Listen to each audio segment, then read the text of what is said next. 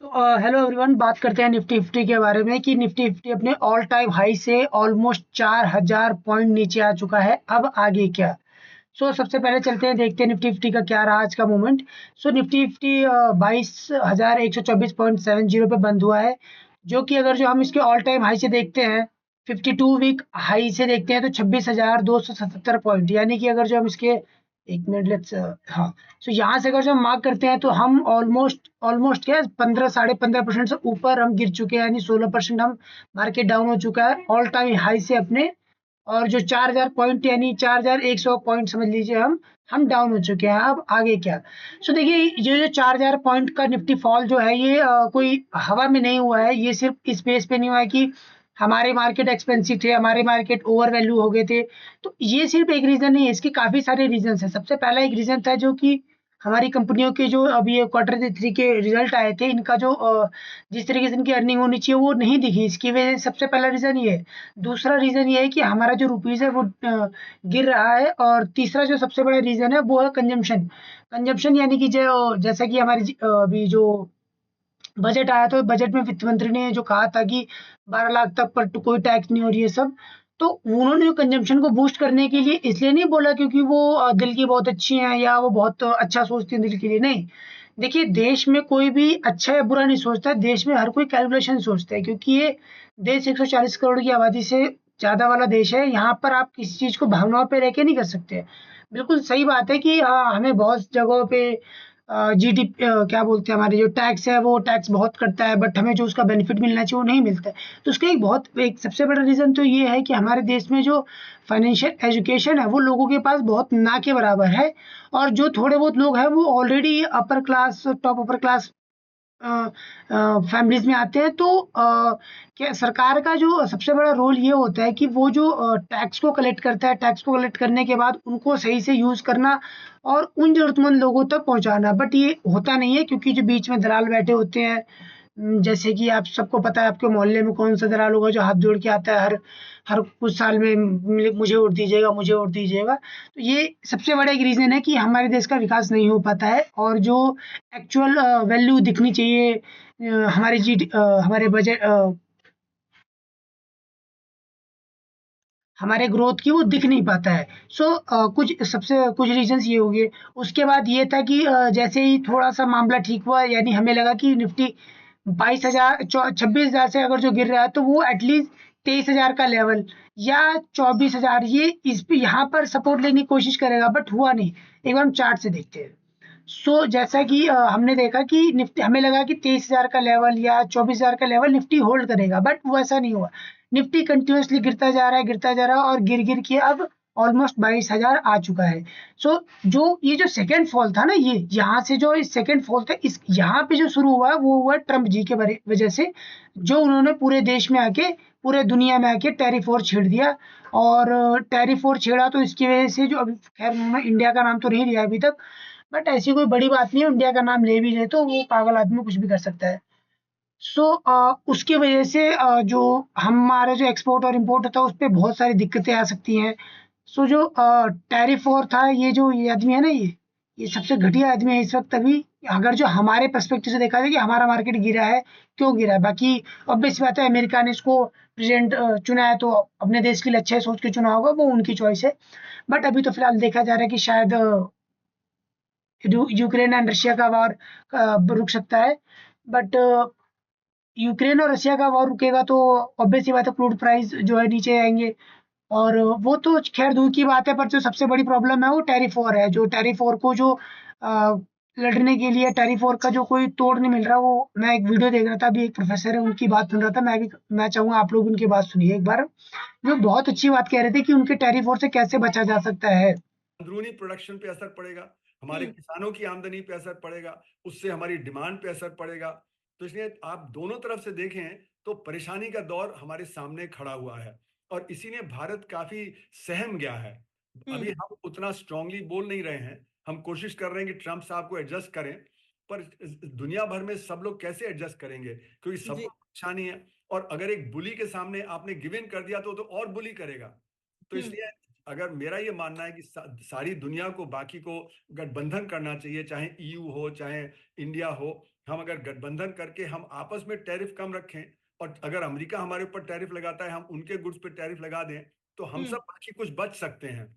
America जी को परेशानी होगी और अमेरिका को अपनी नीतियां रिवर्स करनी पड़ेंगी।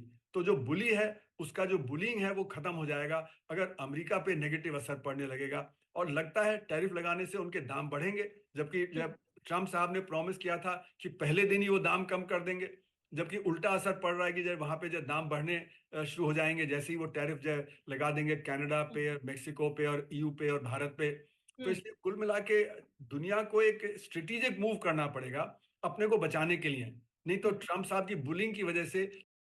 तो जैसा कि आप लोगों ने सुना कि इन्होंने बताया कि टैरिफ का जो काउंटर जवाब है वो यही है कि सभी को मिलके एक साथ आना पड़ेगा। पर अभी तो जहाँ तक देखा जाए, इन्होंने एक और अच्छी बात कही कि जो ट्रम्प साहब हैं वो आए थे तो बोल रहे थे मैं चीज़ों को सस्ता कर दूंगा, ये कर दूंगा, वो कर दूंगा, पर जो टैरिफ और पूरे वर्ल्ड में छेड़ चुके हैं वो उसकी वजह से उन्हीं के देश में ही महंगाई बहुत ज़्यादा बढ़ सकती है और बेरोजगारी बहुत ज़्यादा बढ़ सकती है। सो अभी देखा जाए तो अब हम बात कर लेते हैं निफ्टी के बारे में। सो निफ्टी हम सबको पता है कि 4000 पॉइंट तो गिर चुका है। अब आगे क्या? आगे दो सबसे बड़े यहाँ से क्लू है, और जो दो पॉइंट ऑफ व्यू दिख रहे हैं वो ये है कि या तो यहाँ से अब निफ्टी 22,000 से सीधे टूट के 20,000 और 19,000 तक टच हो सकता है। इसमें कोई डाउट नहीं है। जिस तरीके से अभी वर्ल्ड में चल रहा है, जो भी पॉलिटिकल या डेमोग्राफिकल सिचुएशन चल रहा है उसकी वजह से, सो हम 19 से 20,000 में टच होने में कोई बहुत बड़ी बात नहीं है, हो भी सकते हैं। बट वो दूसरी बात है। बट इतने बड़े फॉल के बाद ये एक इतना बड़ा फॉल आया, छोटा सा बाउंस बैक आया, फिर एक फॉल आया, अब यहाँ से एक छोटा सा बाउंस बैक आने की जो संभावना है वो बढ़ चुकी है। क्यों बढ़ चुकी है? मैं ऐसे ही नहीं बात कर रहा हूँ, मैं टेक्निकल रीजन पे बात कर रहा हूँ। देखिए आपको मैं बताता हूँ। तो ये 100 ईएमए है, इसको याद रखिए, वीकली कैंडल्स में लगा रखा है। सो अभी मैं आपको दिखाता हूँ। ये 100 ईएमए पे एक बाउंस बैक मिला है मार्केट को। यहाँ से पीछे जाएंगे, यहाँ पर एक मिला है, यहाँ पे तो खैर सब जगह सपोर्ट था। ये 2020 का है तो इसको हम ज्यादा वो तवज्जो नहीं देते हैं, क्योंकि वो वहाँ पे सारे टेक्निकल रीजन गिर जाते हैं। अगर जो मार्केट ऐसे इतना बड़ा महामारी आता है तो वो अलग चीज है। बट एक जो चीज नोटिस करने वाली है कि आप अभी हम लेवल उस लेवल पे आ चुके हैं, जो ये जो आपको कैंडल दिख रहा है एक बड़ा सा, ये जो लोकसभा का इलेक्शन था उस वक्त का कैंडल है, और यहीं से बाउंस बैक मिला था। निफ्टी हम उसके क्लोज आ चुके हैं, जो कि 21,329, यानी हम इसी लेवल से बाउंस बैक हुए थे इलेक्शन वाले दिन। सो ये एक इम्पोर्टेंट लेवल तो है ही। उसके बाद जो हम 100 ईएमए की बात कर रहा हूँ मैं, एक सपोर्ट यहाँ मिला है, देखिए बाउंस बैक, छोटा सा बाउंस बैक मिला है, और अच्छा खासा यहाँ से रैली मिली है। और ऐसी फॉल में बाउंस बैक मिला था 100 वीकली कैंडल से, ईएमए से। और यहाँ पर एक मिला है। आगे चलते हैं। वन इज हियर ऑल्सो एक यहाँ पे है, यहाँ पर भी है।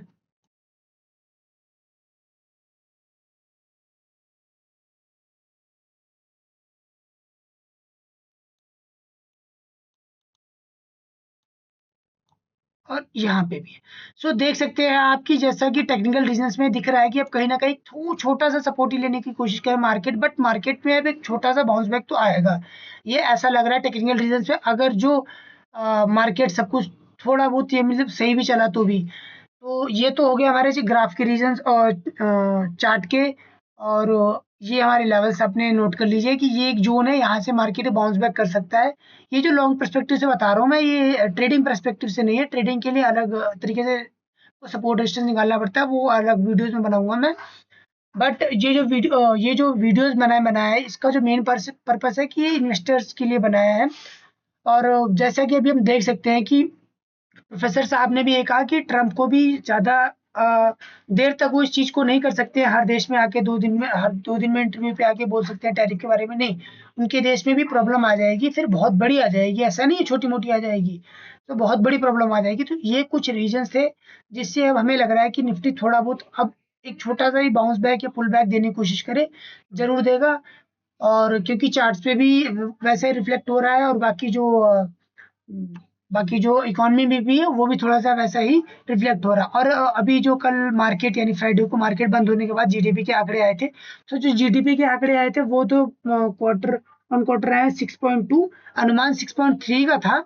बट जो भी है बाकी तो ठीक ही है। अब मेरे को जीडीपी का इतना ज़्यादा कुछ डेटा एक्सप्लेन करने में कोई एक्सपर्टीज़ नहीं है, सो मैं उस पे ज़्यादा नहीं बोलूँगा। बट मैं आप लोगों को जीडीपी का नंबर एक बार दिखा देता हूँ। सो ये 6.2 आया है, कल ये मार्केट बंद होने के बाद आया है खैर।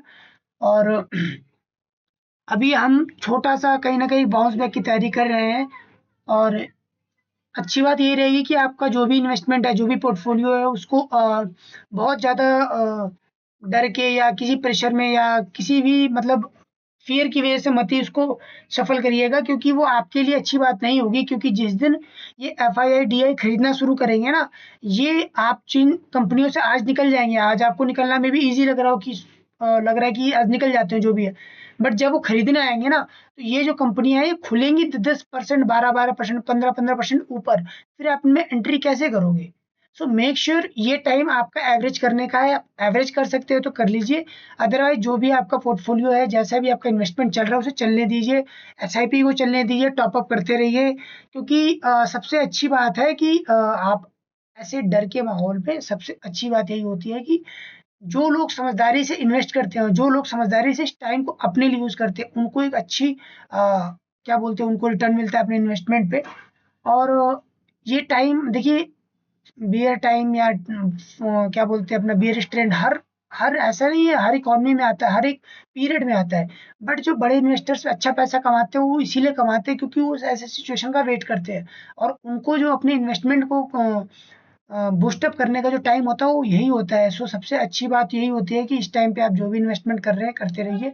डरिए नहीं, घबराने की कोई बात नहीं है। हमारा जो इकोनॉमी है वो ग्रो करेगी, क्योंकि हमारी इकोनॉमी के ग्रो करने की 100% चांसेस है, क्योंकि कंजम्पशन पावर बहुत है हमारे देश में, और अभी हमारे देश में बहुत सारी अपॉर्चुनिटीज़ है। और हम 10 ट्रिलियन इकोनॉमी बनने की राह पे है, ऐसी कोई बड़ी बात नहीं है। हम बनेंगे भी एक दिन, इसमें भी कोई दो राह नहीं है। और जैसा कि आप सभी इस वक्त हम देख सकते हैं कि निफ्टी कंटिन्यूअसली गिरे जा रहा है। बहुत सारी कंपनियां, मतलब small cap, mid cap, large cap, small cap, mid cap है, इनकी तो बात ही करनी बेकार है। खैर, क्योंकि ये तो इतनी बुरी तरीके से करेक्ट हो रही है कि इनका कोई मतलब हिसाब नहीं रखा जा रहा है। बाकी अपने इन्वेस्टमेंट को करते रहिए, जो भी है और जैसा भी है उसको चलने दीजिए। अगर जो टॉप अप कर सकते हैं तो करिए, वो बहुत अच्छी बात रहेगी। बाकी मंडे के मार्केट में देखते हैं क्या रहता है, कैसा रहता है। और निफ्टी हमारा 4000 पॉइंट डाउन हो चुका है अपने ऑल टाइम हाई से। अब जो सपोर्ट का रेंज मैंने आपको दिखा दिया, एक बार वापस देख लीजिए। ये जो सपोर्ट का रेंज है, यही है। अगर उसको तोड़ता है तो मार्केट कहीं ना कहीं 200 ईएमए पे आके सपोर्ट लेने की कोशिश करेगा, जो 19 से 20 हज़ार के रेंज में बनता है। इसीलिए कहा जा रहा है कि इसीलिए मैंने शुरू में बोला था कि 19 से 20 हज़ार का रेंज एक सपोर्टिंग रेंज बन सकता है। So thank you for watching and subscribe please. बहुत सारे रीजंस होंगे जो मेरी वॉइस वगैरह क्लियर नहीं आ रही होगी, मे बी मैं ट्राई कर रहा हूँ सब चीज़ों को ठीक करने का। और बाकी अभी हम देखते हैं कि कैसे और मैं इम्प्रूव कर सकती हूँ अपने आप को। So make sure like and share and subscribe. Thank you very much for watching the video. Bye bye.